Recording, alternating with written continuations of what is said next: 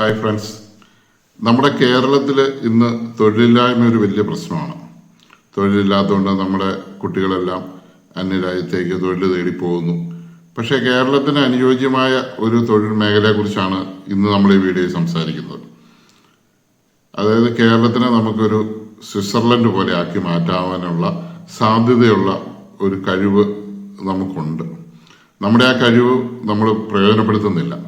അപ്പോൾ ഇതൊരു വീഡിയോ ഞങ്ങൾ അത് നിങ്ങളുടെ ശ്രദ്ധയിലേക്ക് പെടുത്തുകയാണ്. സ്കിപ്പ് ചെയ്യാതെ ഇത് മുഴുവൻ ഒന്ന് നിങ്ങൾ കേൾക്കുക. കേട്ട് കഴിയുമ്പോൾ നിങ്ങൾക്ക് കാര്യങ്ങൾ മനസ്സിലാവും. നമ്മുടെ ആൾക്കാർക്കുള്ള കഴിവ് വളരെയധികം നല്ല കഴിവുകളുണ്ട്. അന്യരാജ്യത്ത് പോയി നമ്മൾ ജോലിയെടുത്ത് അനേകം കഴിവുകൾ നമ്മൾ അവർക്ക് വേണ്ടി കൊടുക്കാതെ നമ്മുടെ രാജ്യത്ത് തന്നെ ജോലി ചെയ്യാനുള്ള സാധ്യതകൾ ഉണ്ടാക്കാനുള്ള എല്ലാ മേഖലകളും എല്ലാ കാര്യങ്ങളും നമ്മുടെ കേരളത്തിലും ഇന്ത്യയിലും ഒട്ടുക്കുണ്ട്. അത് നമുക്ക് പ്രയോജനപ്പെടുത്തണമെന്നുള്ള ഒരു ഓർമ്മപ്പെടുത്തലാണ് ഈ വീഡിയോ. ഇഷ്ടപ്പെടുന്നവർ ലൈക്ക് ചെയ്യുക, പുതിയ ചാനലാണ് സബ്സ്ക്രൈബ് ചെയ്യുക, സപ്പോർട്ട് ചെയ്യുക. നമുക്ക് വീഡിയോയിലേക്ക് കിടക്കാം. നമുക്ക് ഈ യാത്രയ്ക്കൊപ്പം അല്പം ടെക്നോളജി പഠിച്ചാലോ? നമ്മൾ ക്ലാസ് റൂമുകളിൽ പഠിക്കുന്ന പഠനം മാത്രമല്ല, ബുദ്ധിപരമായ നേട്ടങ്ങൾ കൈവരിക്കുവാൻ പരന്ന വായനയും പരീക്ഷണങ്ങളും ചിന്തനകളും ആവശ്യമാണ്. കോളേജുകളിൽ പഠിക്കുന്നവരെല്ലാം IAS-ഉം IPS-ഉം മാത്രം ലക്ഷ്യമാക്കാതെ മനുഷ്യചേതനയുടെ സർവശക്തിയെ തട്ടിയുണർത്തി മനുഷ്യ സമൂഹത്തിന് ഉപകാരപ്രദമായി എന്തെങ്കിലും സർവാത്മകമായി സംഭാവന ചെയ്യുവാൻ കഴിവുള്ളവരായി തീരുവാൻ ആഗ്രഹിക്കുകയും പ്രതീക്ഷിക്കുകയും സ്വപ്നം കാണുകയും ചെയ്യണം. നിങ്ങളിൽ നിന്നും എഡിസണും പാരങ്കേഡും മാഡം ക്യൂറിയും വളർന്നു വരണം. നിങ്ങൾ MBBS-നും MD-ക്കും റാങ്ക് നേടിയതിനു ശേഷം നിങ്ങളുടെ ക്രിയേറ്റീവ് ജീനിയസ് ഒരു IAS-ൽ തളച്ചിടാതെ ക്രിസ്ത്യാൻ ബെർണാഡിനെ പോലെ, ഡെൻഡൻ കുളിയെ പോലെ, ഡോക്ടർ വല്യത്താനെ പോലെ, ഡോക്ടർ പെരിയപുറത്തിനെ പോലെ ജീവിതത്തിന് അർത്ഥവും വ്യാപ്തിയും പ്രതീക്ഷയും നൽകുന്ന ഒരു ഡോക്ടറാവണം. മെഡിസിന് ശേഷം IAS ഒരു ലക്ഷ്യമേ അല്ല, ഡിസീസാണ്. നിങ്ങൾക്ക് കമ്പ്യൂട്ടർ ഉണ്ടെങ്കിൽ എൻകാർട്ട, ബ്രിട്ടാനിക്ക തുടങ്ങിയ എൻസൈക്ലോപീഡിയകൾ CD, DVD റൂമുകളിൽ ലഭ്യമാണ്. കമ്പ്യൂട്ടർ ഗെയിമുകളിൽ മാത്രം മുഴുവൻ സമയവും ചെലവഴിക്കാതെ അറിവ് നേടുന്ന കാര്യങ്ങൾക്ക് കൂടി കമ്പ്യൂട്ടർ ഉപയോഗിക്കണം.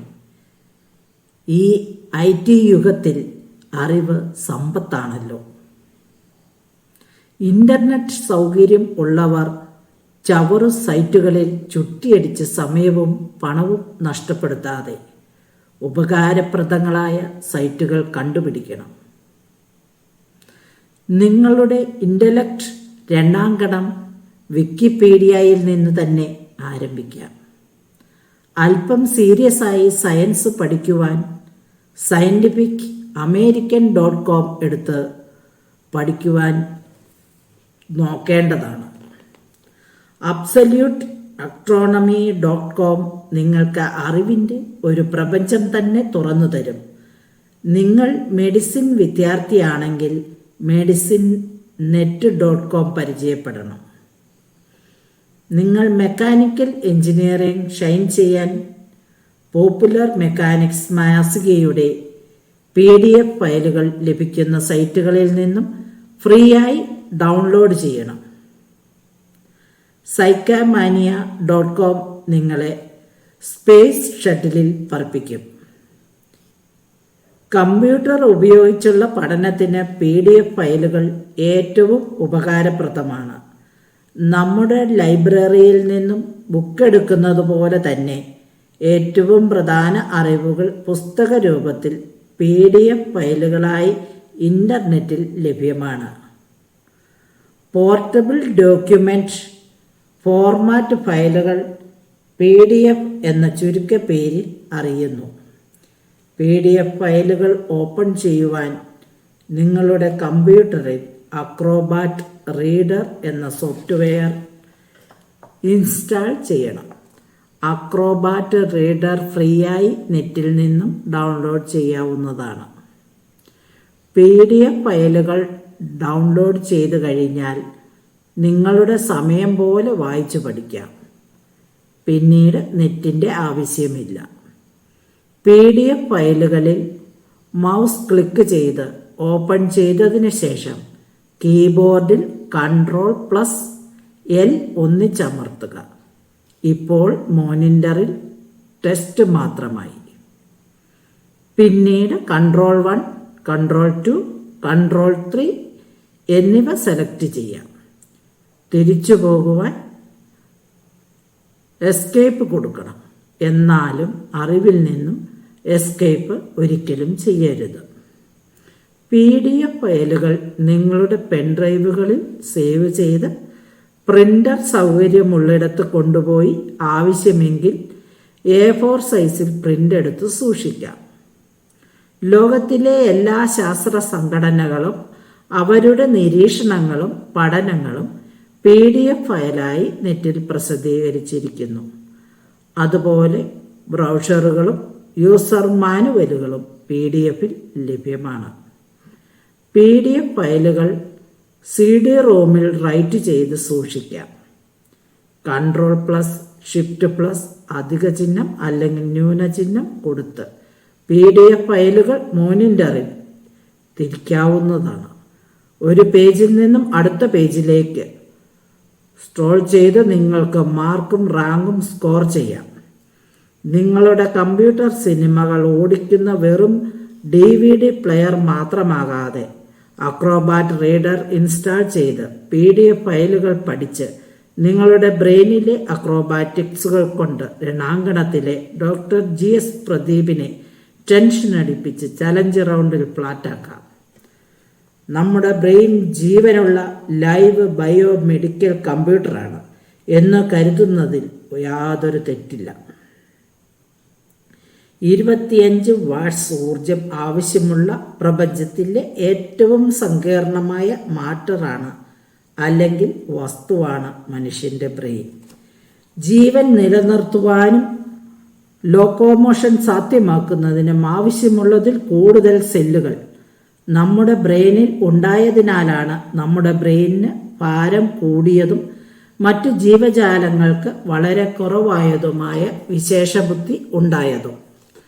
നമ്മുടെ ബ്രെയിനിലെ അധിക സെല്ലുകൾ നമ്മെ ഭാഷകൾ സംസാരിക്കുവാൻ പ്രാപ്തരാക്കി, മനുഷ്യനെ കലാകാരനാക്കി, മനുഷ്യനെ ചിന്തകനാക്കി, മനുഷ്യനെ ജീനിയസാക്കി.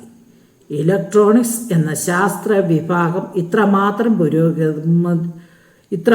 പുരോഗതിയിലെത്തിയതിനാലാണ് ശാസ്ത്രകാരന്മാർക്ക് ആർട്ടിഫിഷ്യൽ ഇൻ്റലിജൻസ് എന്ന സ്വപ്നം സബലീകരിക്കുവാനായത്.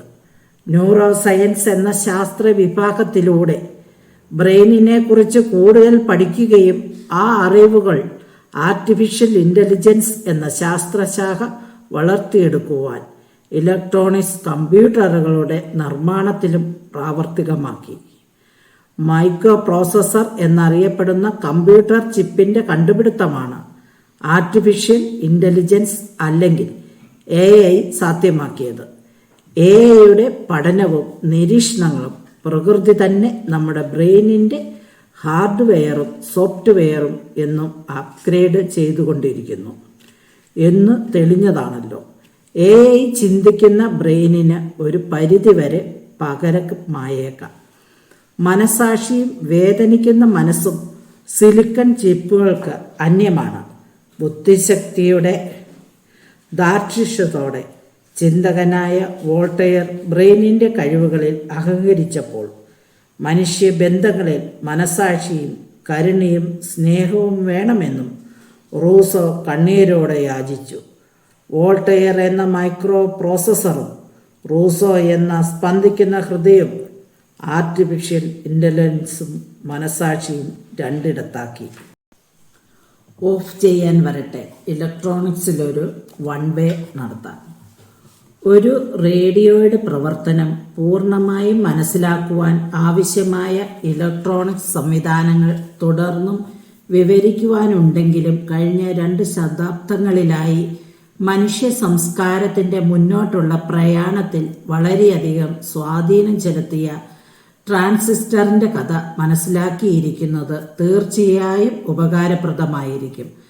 ട്രാൻസിസ്റ്റർ എന്ന് കേൾക്കുമ്പോൾ സാധാരണയായി ഒരു ചെറിയ റേഡിയോയെയാണ് നമ്മുടെ സ്മൃതി മണ്ഡലത്തിൽ ഉദയം ചെയ്യുന്നത്. എന്നാൽ ഒരു ഇലക്ട്രോണിക്സ് എഞ്ചിനീയർ ആവട്ടെ ഒരു ടൂത്ത് പേസ്റ്റിന്റെ അടപ്പിന്റെ 1/4 മാത്രം വരുന്ന ട്രാൻസിസ്റ്ററാണ് മനോമണ്ഡലത്തിൽ കാണുന്നതും. മനുഷ്യ സംസ്കാരത്തിന്റെ ഏറ്റവും മഹത്തായ കണ്ടുപിടുത്തങ്ങളിൽ ഒന്നായ ഡൈഫോറസ്റ്റിന്റെ ഓഡിയോൺ ട്യൂബിലെ ഒരു പരിധിവരെയെങ്കിലും സയൻസ് മ്യൂസിയത്തിലേക്ക് തള്ളി നീക്കിയ ആ ചെറിയ വലിയ അത്ഭുതത്തെക്കുറിച്ചുള്ള ഒരു വിവരണം തികച്ചും സന്ദർഭോചിതമാണ്. ഒരുപക്ഷെ ട്രാൻസിസ്റ്ററാണ് പല രാജ്യങ്ങളെയും മഹാശക്തികളാക്കി മാറ്റിയത്. ജപ്പാനെ ഒന്നാംകിട വ്യാവസായിക രാഷ്ട്രങ്ങളിലൊന്നാക്കി മാറ്റിയത് തീർച്ചയായും ട്രാൻസിസ്റ്റർ തന്നെയാണ്.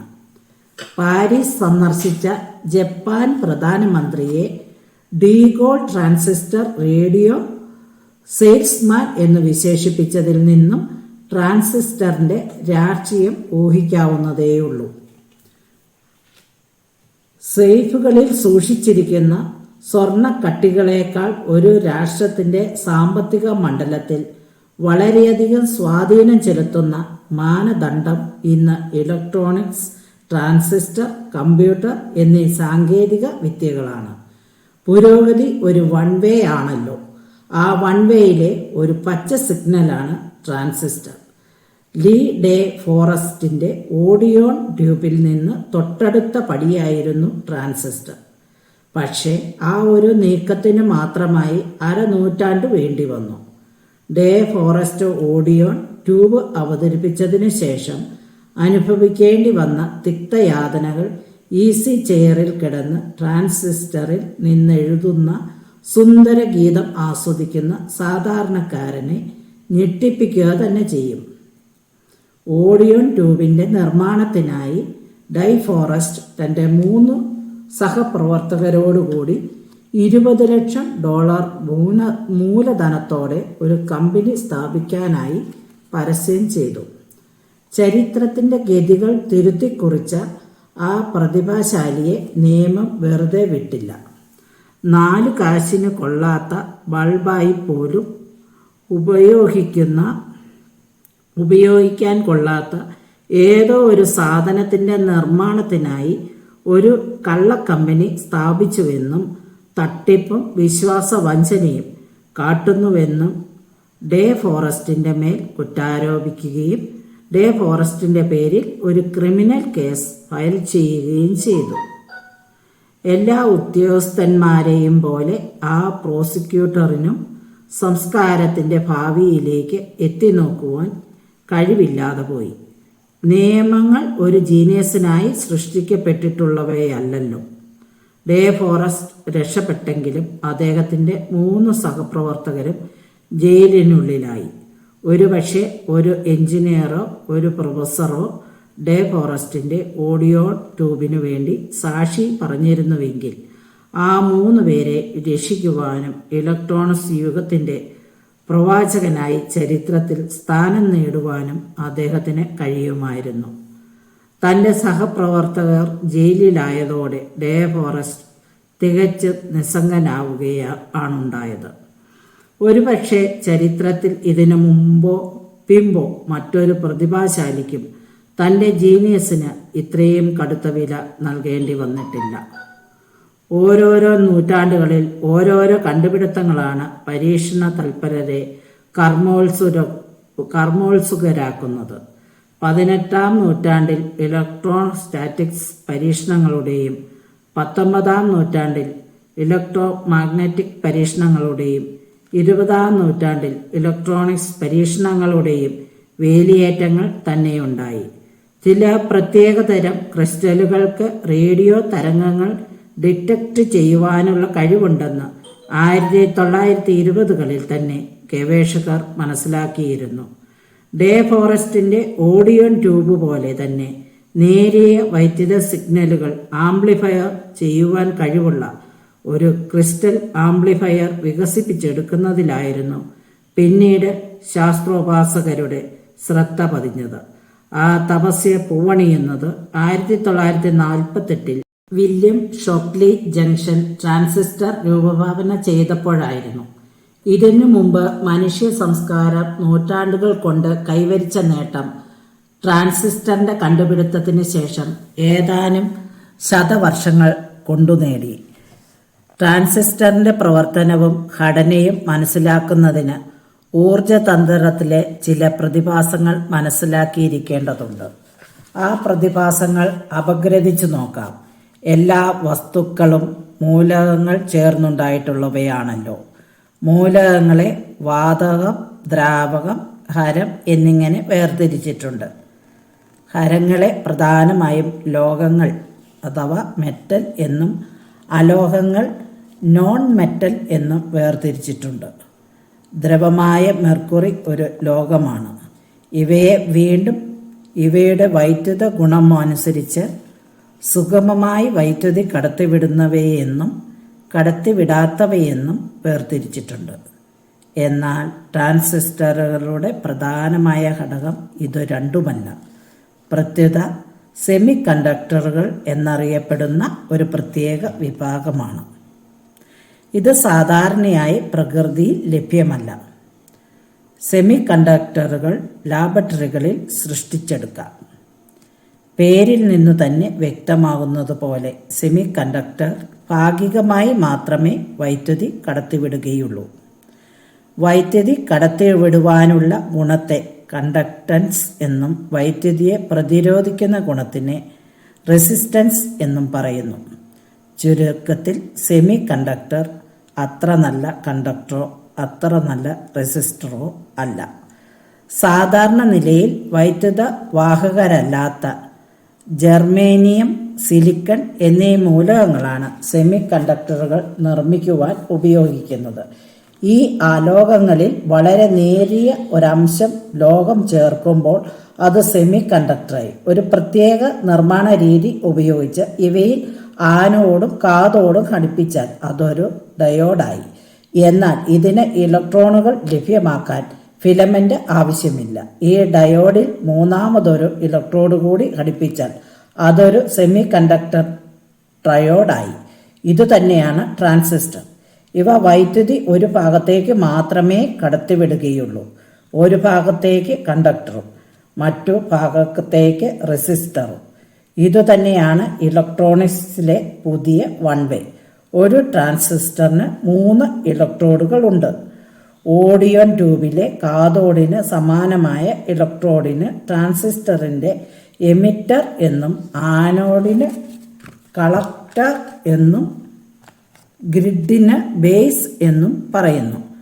ട്രാൻസിസ്റ്ററിന് ഫിലമെന്റ് ആവശ്യമില്ലാത്തതിനാൽ വളരെയധികം ഊർജം ലാഭിക്കാം. അതിവേഗം ചൂടാവുകയുമില്ല. ട്രാൻസിസ്റ്ററുകൾ NPN, PNP എന്നീ 2 വിഭാഗങ്ങളിലുണ്ട്. NP എന്നീ അക്ഷരങ്ങൾ നെഗറ്റീവ് എന്നും പോസിറ്റീവ് എന്നും സൂചിപ്പിക്കുന്നു. ഇവ പല ആവശ്യങ്ങൾക്ക് പല സൈസുകളിൽ നിർമ്മിക്കപ്പെടുന്നു. ട്രാൻസ്ഫർ, റെസിസ്റ്റർ എന്നീ 2 വാക്കുകൾ ചേർത്താണ് ട്രാൻസിസ്റ്റർ എന്ന ഒറ്റ വാക്ക് നിർമ്മിച്ചെടുത്തിരിക്കുന്നത്. ഷോലിയും അദ്ദേഹത്തിന്റെ സഹപ്രവർത്തകരായ ബാൻഡീൻ, ബ്രാറ്റൈൻ എന്നിവരും ഈ പുതിയ വൺ വേയിലെത്തിയത് സുന്ദരമായ ഒരു നാഷണൽ ഹൈവേയിലൂടെ അല്ലായിരുന്നു. അവരുടെ വഴി തികച്ചും ദുർഘടവും അപരിചിതവും ആയിരുന്നു. ഈ പ്രയാണത്തിന്റെ അവസാനം അവർ ഊർജതന്ത്രത്തിലെ നോബൽ സമ്മാനം നേടിയെടുക്കുകയും ചെയ്തു. നിരന്തര പരീക്ഷണങ്ങളും പഠനങ്ങളും പല അവസരങ്ങളിലും പരാജയപ്പെട്ടപ്പോൾ അവർ ഗവേഷണം നടത്തിയിരുന്ന ബെൽ ലബോറട്ടറിയിലെ ഒരു ശാസ്ത്രോപാസകൻ പറഞ്ഞ വസ്തുത ശാസ്ത്രസ്നേഹികളെയെല്ലാം രോമാഞ്ചമണിയിക്കും. ട്രാൻസിസ്റ്റർ കാര്യക്ഷമമാവുന്നെങ്കിൽ അതിലെ പേഴ്സിസ്റ്റർ എന്നു വിളിക്കണം. അദ്ദേഹം പറഞ്ഞു, പേഴ്സിസ്റ്റൻസ് എന്നാൽ അചഞ്ചലമായ സ്ഥിരോത്സാഹം എന്നാണല്ലോ അർത്ഥം. അപ്രതിമരായ ധിഷണാശാലികളുടെ ആത്മസമർപ്പണവും ഡേ ഫോറസ്റ്റിന്റെ സർഗചൈതന്യവും സാങ്കേതിക വിദഗ്ധരുടെ അക്ഷീണ യജ്ഞവും മനുഷ്യ സംസ്കാരത്തിലെ മഹത്തായ ഒരു കണ്ടുപിടുത്തം സാധ്യതമാക്കി. ട്രാൻസിസ്റ്ററിൻ്റെ കഥ അനുസ്യൂനം നടക്കുന്ന ഒരു പരിണാമത്തിൻ്റെ കഥയാണ്. 1948 ആ സാധാരണ ട്രാൻസിസ്റ്ററിൽ നിന്നും ഇന്നത്തെ ട്രാൻസിസ്റ്ററുകൾ എത്രയോ അകലെയാണ്. അനുദിനം വളരുന്ന, വികസിക്കുന്ന, പരിണാമം പ്രാപിക്കുന്ന ഒരു ശാസ്ത്രശാഖയാണ് സെമി കണ്ടക്ടർ ടെക്നോളജി. ഈ വിഷയത്തെ സോളിഡ് സ്റ്റേറ്റ് ഇലക്ട്രോണിക്സ് എന്നും പറയാറുണ്ട്. പരീക്ഷണ തൽപരരായവർക്ക് പലതരം ട്രാൻസിസ്റ്ററുകൾ ലഭ്യമാണ്. സിലിക്കൺ ട്രാൻസിസ്റ്ററുകളാണ് ഇന്ന് പ്രധാനമായും നിർമ്മിക്കപ്പെടുന്നത്. നിസ്സാരമായ വിലയ്ക്ക് ഇവ റേഡിയോ പാർട്സ് കടകളിൽ നിന്നും വാങ്ങാവുന്നതാണ്. തൊഴിലില്ലായ്മ ഒരു വലിയ പ്രശ്നമായിരിക്കുന്ന കേരളത്തിൽ ഇലക്ട്രോണിക്സിന് എന്താണ് പ്രസക്തിയെന്നും കേരളത്തിൻ്റെ വ്യവസായവൽക്കരണത്തിൽ ഇലക്ട്രോണിക്സിന് എന്തൊക്കെ സംഭാവനകൾ നൽകുവാൻ സാധിക്കുമെന്നും പരിശോധിക്കാം. മനുഷ്യജീവനുമായി ബന്ധപ്പെടാത്ത ഒരു ശാസ്ത്ര വിഷയവുമില്ലല്ലോ. എഞ്ചിനീയറിംഗ് സംവിധാനങ്ങൾ മനസ്സിലാക്കുകയാണ് ലക്ഷ്യമെങ്കിലും മനുഷ്യ ജീവിതത്തിൻ്റെ എല്ലാ മണ്ഡലങ്ങളിലും വളരെയധികം സ്വാധീനം ചെലുത്തിയിരിക്കുന്ന ഈ ശാസ്ത്രശാഖ കേരളത്തിൻ്റെതായ ഒരു പ്രത്യേക കാഴ്ചപ്പാടിലൂടെ ഇവിടെ വിലയിരുത്തുന്നത് തികച്ചും ന്യായീകരിക്കാം. അതുകൊണ്ടാണ് ഒരു ഡീവിയേഷൻ എടുക്കുന്നത്. ഇലക്ട്രോണിക്സിലേക്കുള്ള റോഡ് ക്ലോസ് ചെയ്തിട്ടില്ല. ഇലക്ട്രോണിക്സിലൂടെയുള്ള വ്യവസായവൽക്കരണത്തെക്കുറിച്ച് ആലോചിക്കുവാൻ വീണ്ടും ട്രാൻസിസ്റ്ററിലേക്ക് തന്നെ തിരിച്ചു പോകേണ്ടിയിരിക്കുന്നു. ട്രാൻസിസ്റ്ററുകളുടെ നിർമ്മാണത്തിന് ജർമേനിയം, സിലിക്കൺ എന്നീ മൂലകങ്ങളാണ് ഉപയോഗിക്കുന്നതെന്ന് പറഞ്ഞിരുന്നുവല്ലോ. എന്നാൽ ഇന്ന് നിർമ്മിക്കപ്പെടുന്ന ട്രാൻസിസ്റ്ററുകളിൽ ഏറെക്കുറെ 95% സിലിക്കൺ ട്രാൻസിസ്റ്ററുകളാണ്.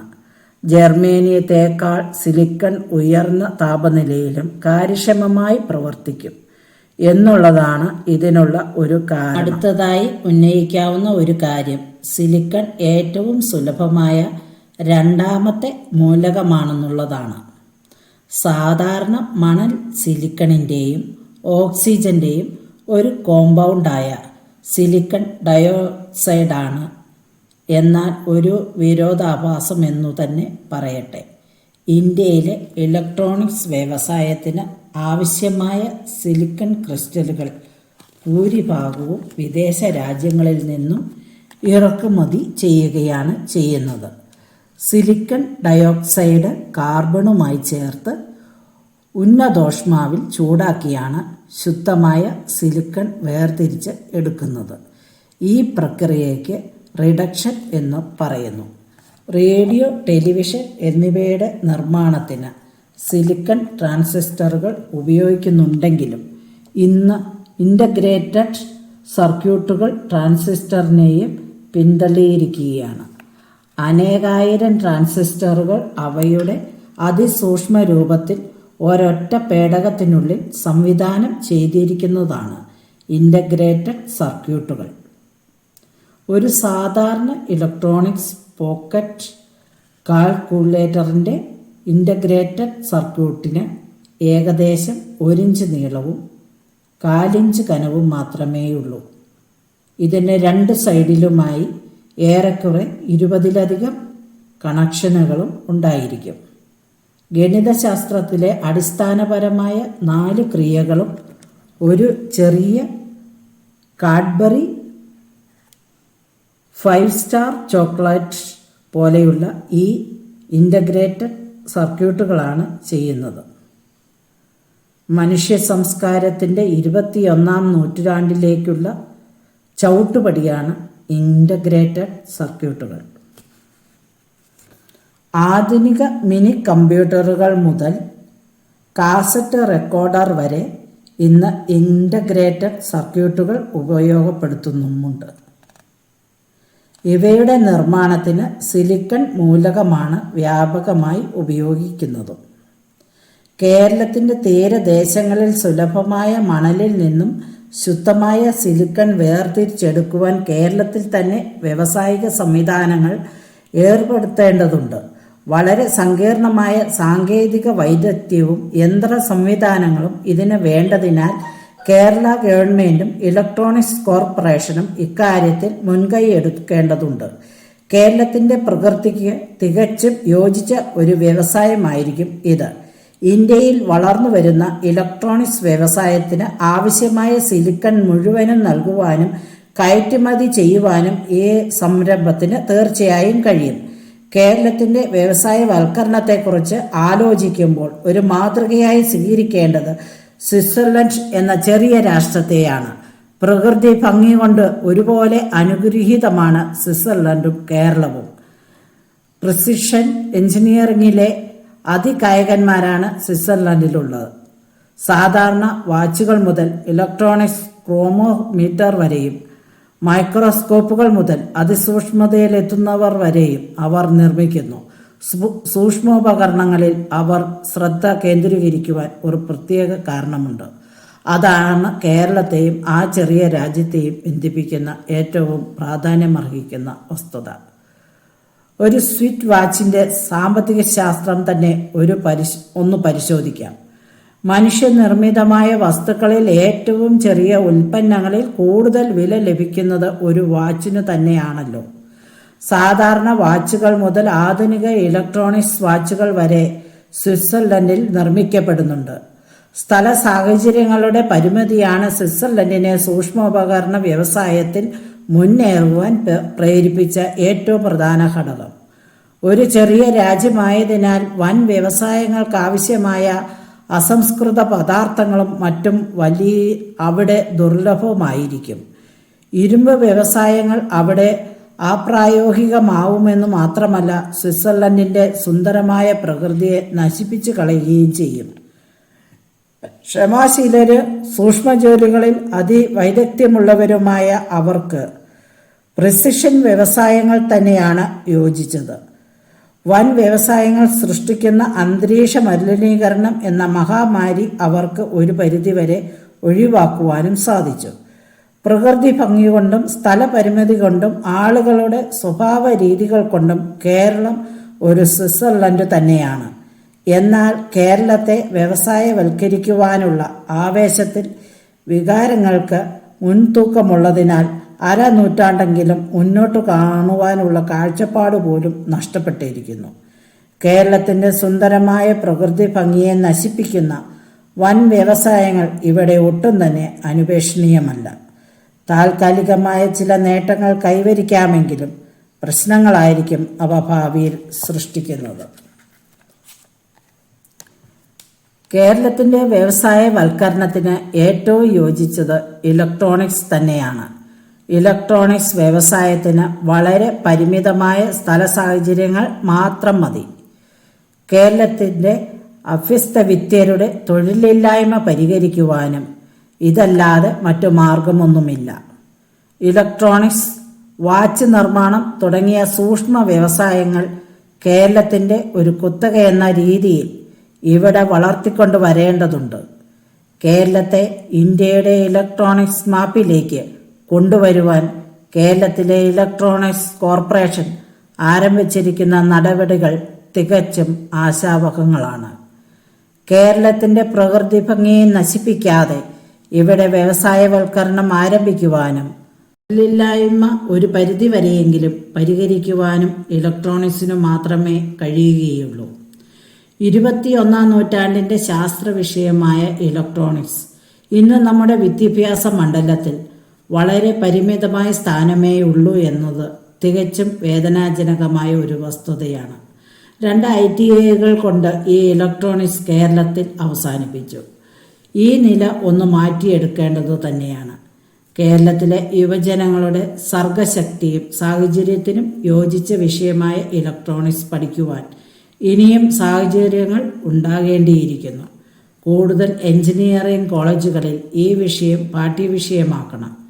കേരളത്തിലെ 10 സീനിയർ കോളേജിലെങ്കിലും ഫിസിക്സ്, കെമിസ്ട്രി എന്നിവ പോലെ തന്നെ ഇലക്ട്രോണിക്സും ഒരു പാഠ്യവിഷയമാക്കണം. എന്നാൽ ഏറ്റവും പ്രാധാന്യമർഹിക്കുന്ന വസ്തുത ഇലക്ട്രോണിക്സിൻ്റെ പ്രാഥമിക പാഠങ്ങൾ ഹൈസ്കൂൾ ക്ലാസ്സുകളിൽ തന്നെ ഉൾക്കൊള്ളിക്കുക എന്നുള്ളതാണ്. ജപ്പാന്റെ അഭൂതപൂർവമായ പുരോഗതിയിൽ ഇലക്ട്രോണിക്സ് വഹിച്ച പങ്ക് പറയേണ്ടത് ആണല്ലോ. കേരളത്തിൻ്റെ വ്യവസായവൽക്കരണത്തിൻ്റെ ചുക്കാൻ പിടിക്കുന്നവർ ഇക്കാര്യങ്ങൾ എല്ലാം തന്നെ ഗൗരവമായി ആലോചിക്കും എന്ന് പ്രതീക്ഷിക്കാം. മനുഷ്യ സംസ്കാരത്തിന് കാതലായ സംഭാവനകൾ നൽകിയവർ എല്ലാവരും തന്നെ ഒരർത്ഥത്തിൽ ഔട്ട്സൈഡേഴ്സ് ആയിരുന്നു. ഉത്തമമായ സൃഷ്ടി ഒരിക്കലും ഒരു കമ്മിറ്റിയുടെയോ കമ്മീഷൻ്റെയോ തീരുമാനങ്ങളല്ല. അവ ഒറ്റപ്പെട്ട വ്യക്തികളുടെ സർഗസൃഷ്ടികളാണ്. പുരോഗതിയിലേക്കുള്ള ഇന്ത്യയുടെ പ്രയാണത്തിൽ ഇനിയും അവരുടെ സംഭാവനകൾ ഉണ്ടാവേണ്ടതുണ്ട്. അതുണ്ടാവേണ്ടത് പരീക്ഷണ തൽപരരായ ചെറുപ്പക്കാരിൽ നിന്നുമാണ്. സ്വന്തമായ നിലയിൽ തന്നെ പഠിച്ച് സാമാന്യം നല്ല പ്രാഗൽഭ്യം നേടാവുന്ന ഒരു വിഷയമാണ് ഇലക്ട്രോണിക്സ്. ഇതിനാവശ്യം സ്ഥിരോത്സാഹവും കുറച്ച് ഉപകരണങ്ങളും ഒരു നല്ല സാങ്കേതിക ഗ്രന്ഥശേഖരവുമാണ്. പഠിക്കുവാൻ ഏറ്റവും പ്രയോജനപ്രദമാവുന്നത് അമേരിക്കൻ സാങ്കേതിക വിദ്യരുടെ ഗ്രന്ഥങ്ങളാണ്. ഈ ഗ്രന്ഥങ്ങളുടെ ഇന്ത്യൻ പതിപ്പുകൾ കുറഞ്ഞ വിലയ്ക്ക് ലഭ്യമാണ്. ABC of radio, ABC of electronics എന്നിങ്ങനെ പല ഗ്രന്ഥങ്ങൾ ലഭ്യമാണ്. ക്ഷമാശീലരും പരീക്ഷണ തൽപരരുമായ ചെറുപ്പക്കാർക്ക് അവരുടെ ഒഴിവു സമയം ഏറ്റവും ഉപകാരപ്രദമായ രീതിയിൽ വിനിയോഗിക്കാവുന്ന കർമ്മമണ്ഡലമാണ് ഇലക്ട്രോണിക്സ്. ഹൈസ്കൂൾ വിദ്യാഭ്യാസം കഴിഞ്ഞവർക്കും കോളേജിൽ പഠിക്കുന്നവർക്കും ഈ മണ്ഡലം തീർച്ചയായും ഉപകാരപ്രദമായിരിക്കും. ഒരു സർട്ടിഫിക്കറ്റോ ഡിപ്ലോമയോ നേടുവാൻ ഒരു ഇൻസ്റ്റിറ്റ്യൂട്ടിൽ ചേരാനുള്ള പഠനം ആവശ്യമാണെങ്കിലും സാമാന്യ ശ്രദ്ധയും പഠനോത്സുകതയും ഉള്ള ആർക്കും ഇലക്ട്രോണിക്സിൻ്റെ പ്രാഥമിക പാഠങ്ങൾ വളരെ എളുപ്പം പഠിക്കാവുന്നതേയുള്ളൂ. ഒരു ഇലക്ട്രോണിക്സ് എഞ്ചിനീയറോ ശാസ്ത്രജ്ഞനോ ആകണമെങ്കിൽ ഗണിതശാസ്ത്രത്തിൽ പ്രാവീണ്യം അത്യന്താപേക്ഷിതമാണ്. എന്നാൽ നല്ല ഒരു ടെക്നീഷ്യൻ ആയി തീരുവാൻ ഉത്സാഹവും ക്ഷമയും സാമാന്യം നല്ല ക്രാഫ്റ്റ്മാൻഷിപ്പും ഉള്ള ഏതൊരു യുവാവിനും സാധിക്കും. റേഡിയോ, ടെലിവിഷൻ എന്നീ മാധ്യമങ്ങൾ കേരളത്തിൽ വളർന്നു വരേണ്ടതാണ്. ഭാവിയിൽ അവയുടെ റിപ്പയറിങ്ങിനും നിർമ്മാണത്തിനും പരിശീലനം നേടിയവരുടെ സമ്മർദ്ദത്തിൽ ഹൈസ്കൂൾ കൊണ്ട് വിദ്യാഭ്യാസം അവസാനിപ്പിക്കേണ്ടി വരുന്ന പലർക്കും സ്വയം ഒരു തൊഴിൽ കണ്ടെത്തുവാനും ജീവിതത്തിന് അർത്ഥവും വ്യാപ്തിയും നേടുവാനും റേഡിയോ ഇലക്ട്രോണിക്സ് തീർച്ചയായും സഹായകമായിരിക്കും. പരീക്ഷണ തൽപര ഇലക്ട്രോണിക്സ് ക്ലബ്ബുകൾ ഇന്ന് ഗൈഡുകളുടെയും ടാബുകളുടെയും ഷോർട്ട് കട്ടുകളുടെയും ഒരു യുഗമാണല്ലോ. SSLC ടാബ്ലറ്റുകൾ മുതൽ PhD ഗൈഡുകൾ വരെ ബുക്ക് സ്റ്റാളുകളിൽ ലഭ്യമാണല്ലോ. റേഡിയോ ഇലക്ട്രോണിക്സ് പഠിക്കുവാൻ ഉപയുക്തമായ ഷോർട്ട് സർക്യൂട്ടും ഏതൊക്കെയെന്ന് ഇനി മനസ്സിലാക്കാം. ക്ഷേത്രഗണിതത്തിലേക്ക് രാജവീതിയില്ല എന്ന യൂക്ലിഡിന്റെ വിശ്വവിഖ്യാതമായ പ്രസ്താവന ഓർമ്മിക്കുന്നത് പോലെ ഇലക്ട്രോണിക്സ് വളരെ എളുപ്പം ഡൈജസ്റ്റ് ചെയ്യാൻ പറ്റിയ ഒരു ടോണിക്കും ഇല്ല. എന്നിരുന്നാലും ഇലക്ട്രോണിക്സ് പഠനത്തിന് അനിവാര്യമായ ഒരു ഷോർട്ട് ഹാൻഡ് ഉണ്ട്. പഠിക്കുവാനോ മനസ്സിലാക്കുവാനോ അത്ര പ്രയാസമുള്ള ഒന്നല്ല ഇത്. തൽക്കാലം ഈ പഠനം ഇവിടെ നിർത്താം. അടുത്ത വീഡിയോയിൽ തുടരാം. Thank you for watching.